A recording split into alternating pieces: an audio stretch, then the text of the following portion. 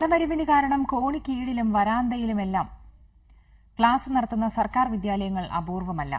എന്നാൽ ഇവിടങ്ങളിലൊന്നും സ്ഥലമില്ലാതായാലോ? അതറിയണമെങ്കിൽ Malappuram Mankada Pallippuram government higher secondary സ്കൂളിലേക്ക് വരണം.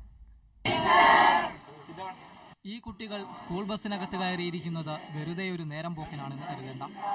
കഴിഞ്ഞ 3 വർഷമായി പള്ളിപ്പുറം ഗവൺമെന്റ് ഹയർ സെക്കൻഡറി സ്കൂളിലെ ഒരു ക്ലാസ് റൂമാണിത്.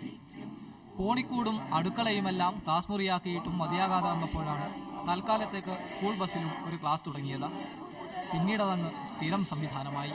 ഞാൻ 10ാം ക്ലാസ് മുതൽ ബസ്സിൽ നിന്ന് പഠിക്കാൻ തുടങ്ങിയിട്ട് 8ാം ക്ലാസ് മുതൽ ഇവിടെ പഠിച്ചുകൊണ്ടിരിക്കുന്നു.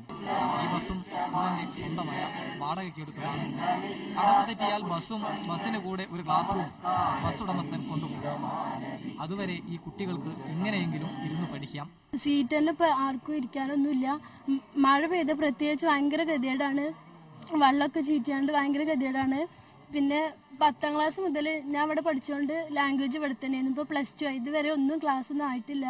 1200ഓളം കുട്ടികൾ പഠിക്കുന്ന ഈ സർക്കാർ വിദ്യാലയത്തിന് ആകെയുള്ളത് 18 ക്ലാസ് മുറികൾ മാത്രം.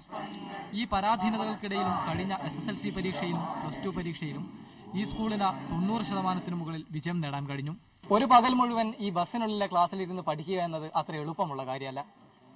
അടുത്ത വർഷമെങ്കിലും ഒരു കെട്ടിടത്തിനകത്തെ ക്ലാസ് മുറിയിലിരുന്ന് പഠിക്കണമെന്നാണ് ഈ കുട്ടികളുടെ ആഗ്രഹം. പള്ളിപ്പുറം ഗവൺമെന്റ് ഹയർ സെക്കൻഡറി സ്കൂളിലെ ബസ്സിനുള്ളിലെ ക്ലാസ്സിൽ നിന്ന് ക്യാമറാമാൻ പ്രതീഷിനൊപ്പം അഷ്റഫ് വാളൂർ, ഏഷ്യ.